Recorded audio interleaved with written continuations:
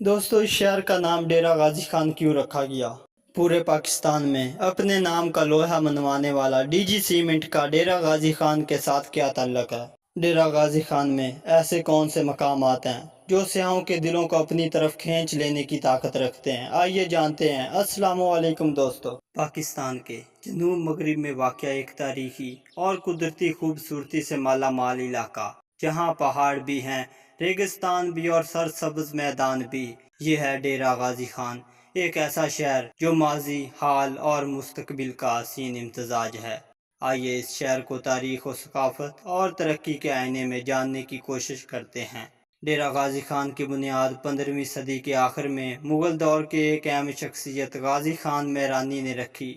یہ علاقہ پہلے دریائے سندھ کے کنارے آباد تھا، لیکن دریا کے رخ کے بدلنے کے بعد یہ شہر موجودہ جگہ سے منتقل کیا گیا۔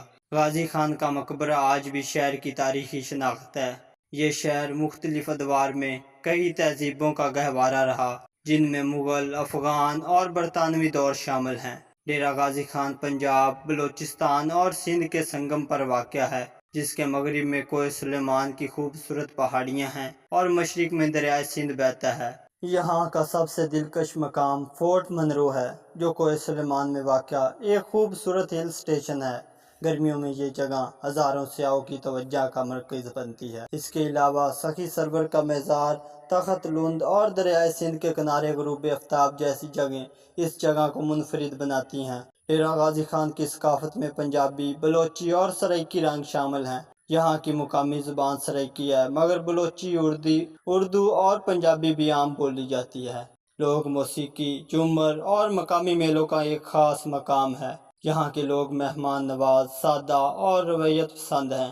خواتین روایتی لباس پہنتی ہیں، جن میں رنگ برنگے کپڑے اور چوڑیاں نمایاں ہوتی ہیں۔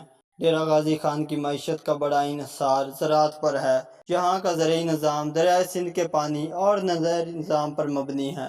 گندم، کپاس، آم اور گنا یہاں کی اہم فصلیں ہیں۔